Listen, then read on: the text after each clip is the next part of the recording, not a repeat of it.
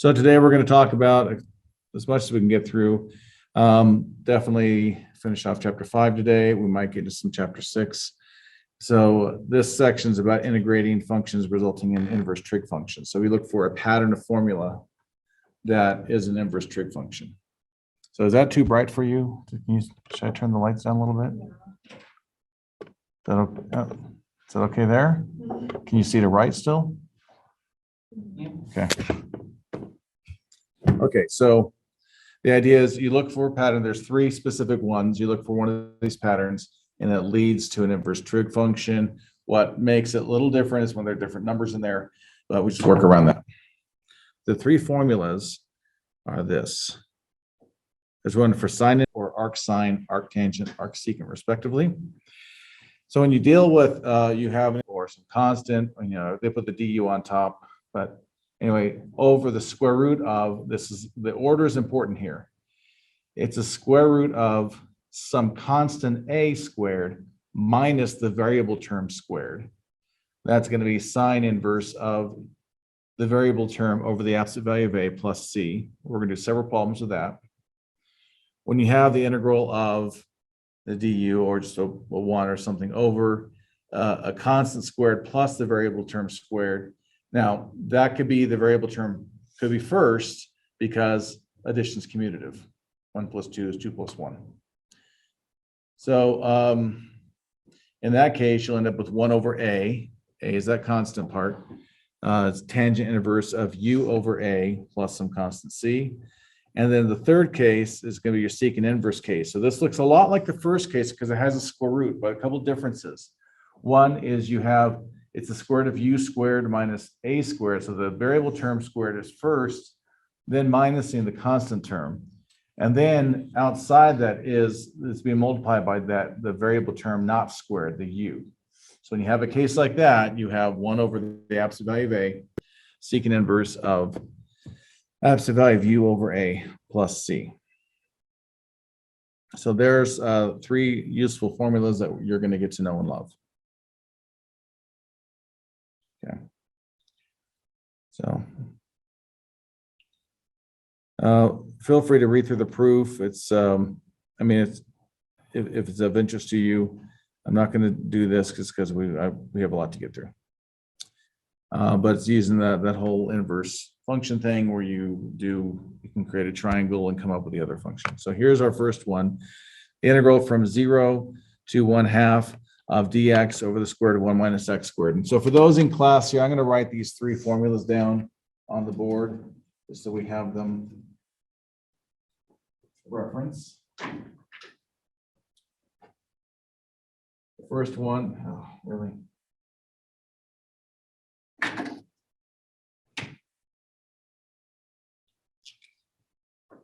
Better. It's going to be integral du over the square root of a squared minus u squared is going to be, so 1 over a, there's sine inverse of u over the absolute value of a plus c. The second case, we have the integral of du over a squared plus u squared. And that's going to be 1 over a tangent inverse of u over a plus c. And our third case is going to be the integral of du over, or you give it 1 over, u times the square root of u squared minus a squared. And that's going to be equal to 1 over the absolute value of a secant inverse of the absolute value of u over a plus c. Okay, so those 3 formulas we're going to be using today for this section. In the first case, we have a difference. That's the square root of a constant minus a variable. So what do you think it's going to be? Which of these 3 does that fit the pattern for? Sine inverse, yeah, that's the first one. So we end up with, the formula is sine inverse, and it's going to be, bless you, it's going to be the variable term that's squared. In this case, it's just an x. So it's x over the absolute value of, and our a is 1 in this case, plus c. So just sign, oh, not plus c. Why is it not plus c? It's a definite integral. Very good. So we're going to go from 0 to 1/2. So we end up with sine inverse of 1/2 minus sine inverse of 0. What's sine inverse of 1/2?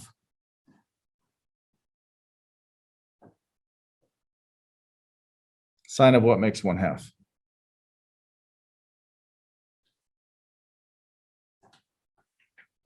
Five or six. Sine of what makes 0?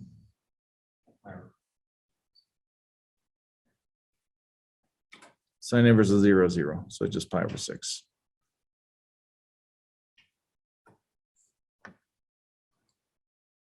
And that's it. So you need to find what lines up with what and put them in their places. So that one I don't think is too bad. It's a definite integral, so you got to worry about limit integration. Pull on some of those trig skills. They get a little bit different when we have to, like this next one, we have to be a little creative. So let's be creative. Ready for this? Ready for creativity?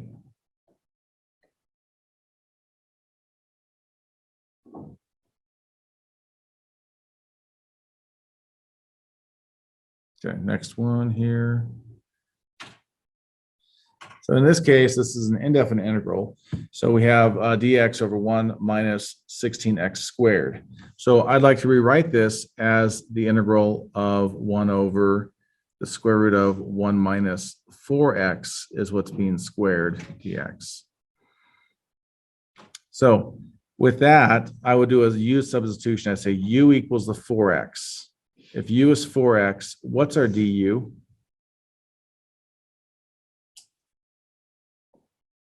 What's the derivative of 4x? 4, so it'd be 4 dx. Now I don't have a 4 dx, so I would divide by 4 and say 1/4 du equals dx. So I can rewrite this as 1/4 integral of 1 over the square root of 1 minus u squared du. And that's going to be 1/4 times what? So this is, again, which formula does this line up to be? There's 3 options. You could randomly guess 1 out of 3 chance, but you can use the format to determine. It's got a square root, so you got 1 out of 2 there.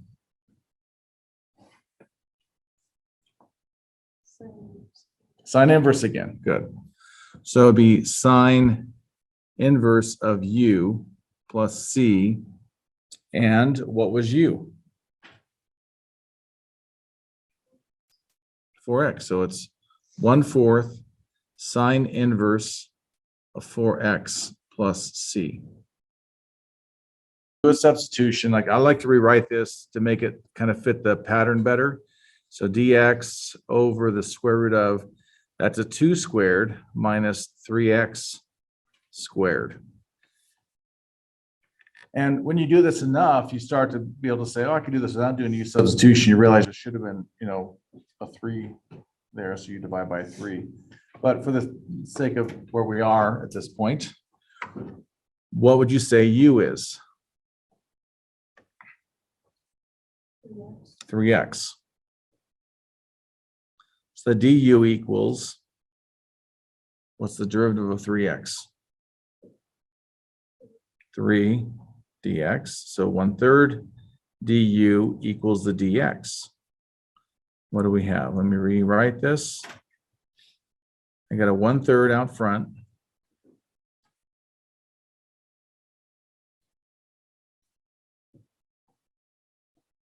My du looks like a dn. Du equals.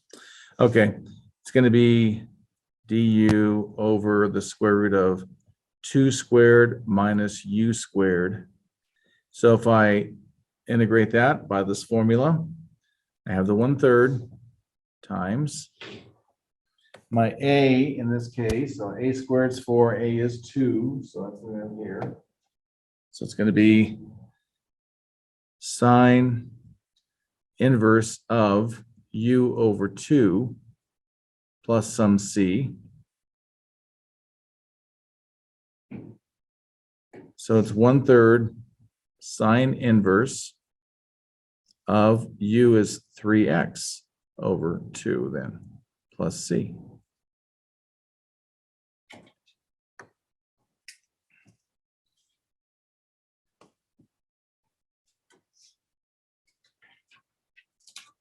Okay, we're good so far?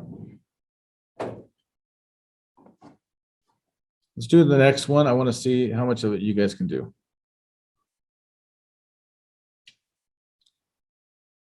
So now this is integral dx of the square root of 9 minus x squared. So figure out which formula it is and see if you can come up with what might be the u, is something you have to change there, what is the a, see what you come up with.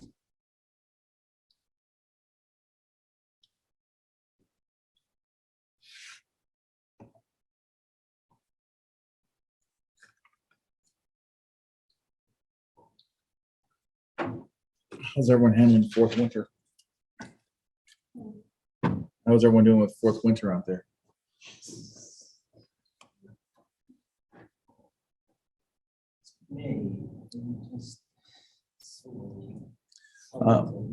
I remember my son's birthday's in May, later May, and we've had birthday parties where it had snowed the night before, and so it was an outside party more than once. When I say this, it happened at least twice. So it's May. We also had events in June for the Scouts at a school outdoor event, and we had a water activities plan, and it was so cold in like mid-June. That's Nevada. So what did anyone come up with for this one? Anyone have anything interesting? Yeah. That inverse sine x over 3 plus c. Yeah. Anyone else get anything different? That's correct. You want to see that worked out, or you go with that? I would.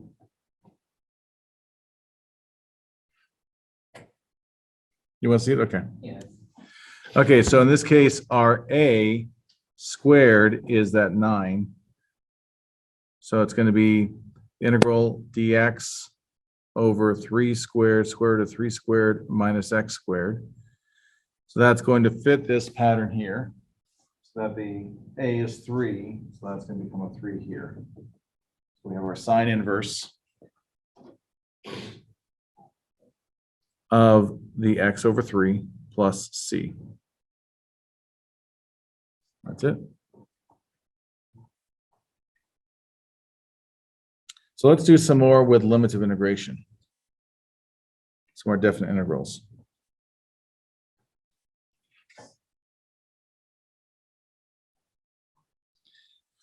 Here's one.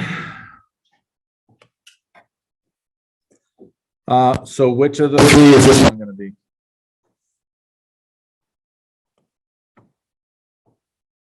Which one of the three do you think? Inverse sine. That's what they've all been so far, and it says now we're going to do the other ones after this. Okay. So again, inverse sine. So we're looking at sine inverse of, this is already set up as a u, and that's a 1, so we can leave it as u, but we evaluate this from 0 to the square root of 3 over 2. So what this is saying is sine inverse of the square root of 3 over 2 minus sine inverse of 0. So what is sine inverse of square root of 3 over 2? That relates back to your trig days. Sine of what angle gives you the square root of 3 over 2? Anyone remember?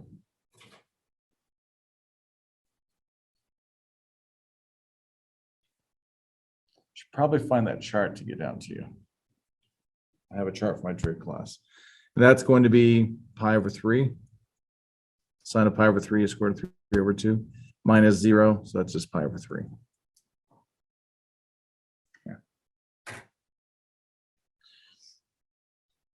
Okay, we've done a lot of these sine inverse ones. Let's do a non-sine inverse one. Want to try something different? Okay.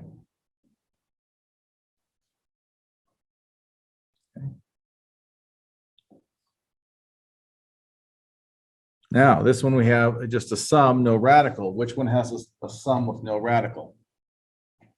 In fact, which one has a sum? Just the tangent inverse. So we have a couple things to do with this, though. I'd call this integral of 1 equals integral of 1 over 1 plus 2x quantity squared dx. So what do you think the u would be in this case?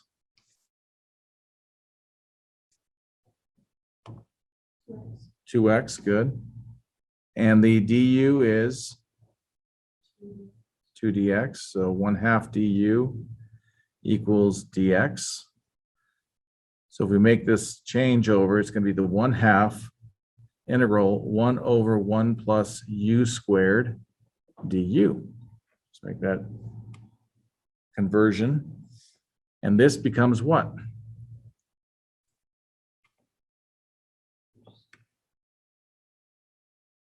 I already said it's a tangent inverse. Tangent's format is 1 over a. Our a in this case is 1. It's 1 over 1 tangent inverse of u over 1 plus c.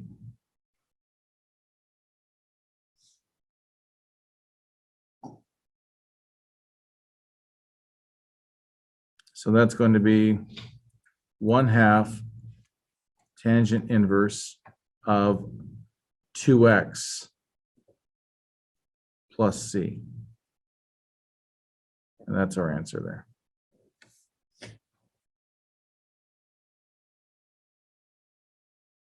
How bad was that? Not so bad.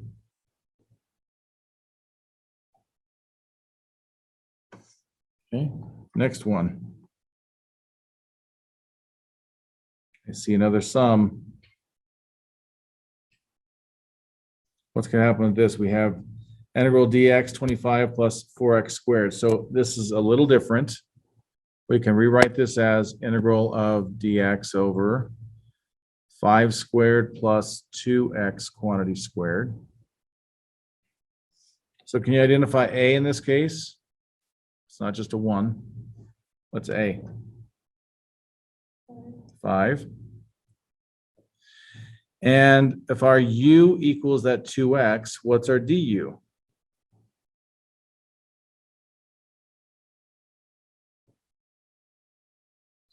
Two dx. So we say 1/2 du equals dx. And we can rewrite this 1/2 integral of du over, it's 5 squared plus u squared, and that's going to give us, that 1/2 still comes through, 1 over a, so that's 1 over 5 tangent inverse of u over a, which is the 5, plus c.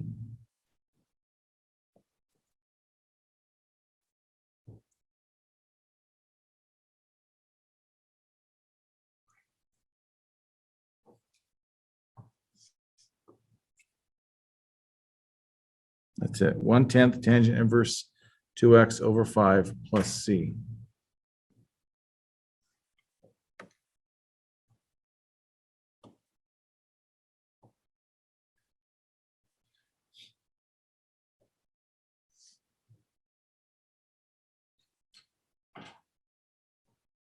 Any questions there?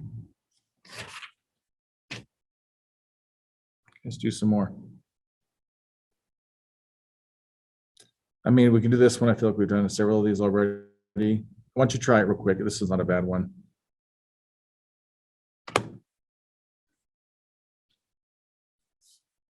I normally do all the blue ones, but.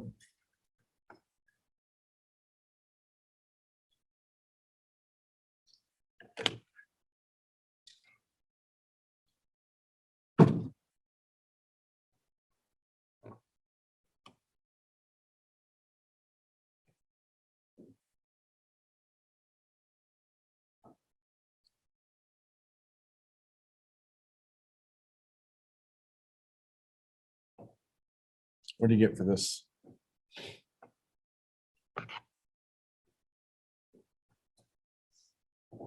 One-third tan inverse of x over 3 plus c. Bless you. Very good. So that's your a squared. It's 9. So a is 3. So there's your a and there's your a. That's it.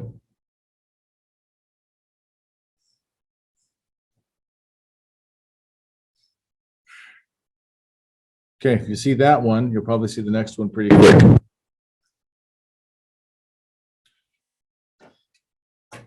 What would that one be? Integral dx over 16 plus x squared.